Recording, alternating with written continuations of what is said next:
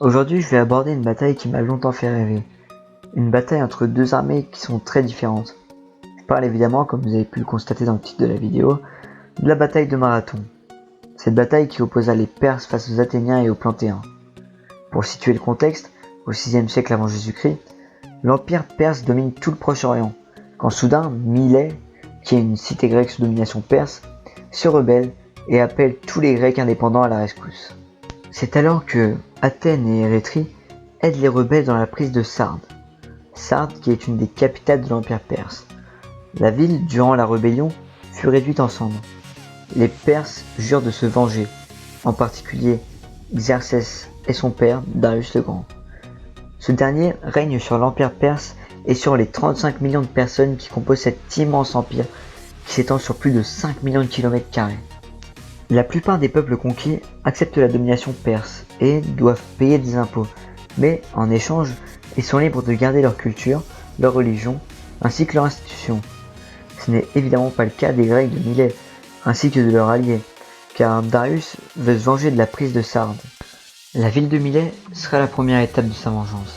Il assiège la ville par voie terrestre et maritime. Ses habitants sont déportés. Darius désigne alors ses prochaines cibles qui sont les villes qui ont aidé à l'attaque de Sardes, c'est-à-dire les villes d'Érétrie et d'Athènes. Les Athéniens, au départ, ignorent être visés. L'armée de Darius va s'emparer de la côte ionienne, puis l'Hellespont, la Tauride et la Thrace. Les cités grecques s'inclinent jusqu'à la Macédoine. Les Perses arrivent ensuite à Érétrie et triomphent encore une fois. Ils brûlent la ville pour se venger et repartent vers leur prochaine cible nommée Marathon. Cette ville est située à seulement 40 km au nord d'Athènes. Les Athéniens comptent sur leur allié de Platée, mais ce sont les soldats de Sparte qui sont les mieux entraînés, les plus disciplinés et les plus valeureux de toute la Grèce. Darius proposa aux Athéniens et aux Spartiates de donner leurs terres et leur eau contre la paix. Les deux peuples refusèrent immédiatement. Les Platéens répondent présents face à l'envahisseur. Quant aux Spartiates, eux, répondent aussi présents, mais malheureusement, ces derniers sont en pleine célébration de la fête d'Apollo. Or, leurs rites religieux les interdisent de livrer le moindre combat avant le changement de lune. Les Spartiates ne seront donc pas présents lors de la confrontation. Les Athéniens sont 9000 et ils sont aidés par les 1000 Platéens. Les troupes perses, eux, comptent 25 000 hommes, dont 5000 cavaliers.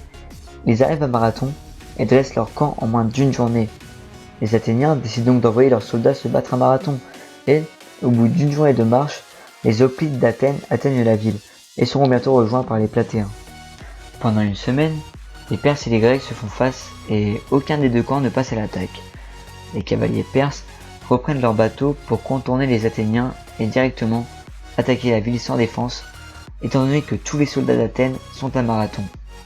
Les Perses voulaient faire croire que le danger venait de Marathon, ce qui forçait les Athéniens à mobiliser toutes leurs troupes à Marathon, pour en fait reprendre la mer et attaquer la ville avec les cavaliers. Voyant les cavaliers partir, les Athéniens décident d'attaquer. Miltiade, qui est le commandant de l'attaque, élargit la première ligne grecque. Il place ses troupes d'élite au centre, puis il concentre le reste de ses hommes sur chaque flanc. Les phalanges perses sont fortes dans l'attaque frontale, mais sont vulnérables sur les flancs, car les soldats perses sur les flancs sont composés de soldats de peuples conquis par les Perses, donc plus faibles. Les Grecs doivent donc renforcer leurs phalanges latérales pour pousser l'ennemi à reculer, tout en créant un mouvement de tenaille qui va encercler le centre des troupes perses, là où se trouvent leurs meilleurs soldats. Lors de cette bataille, 6400 Perses vont trouver la mort contre 192 Athéniens et une poignée de Platéens. Le plus gros de la flotte perse réussira à s'enfuir. Cette flotte navigue vers Athènes.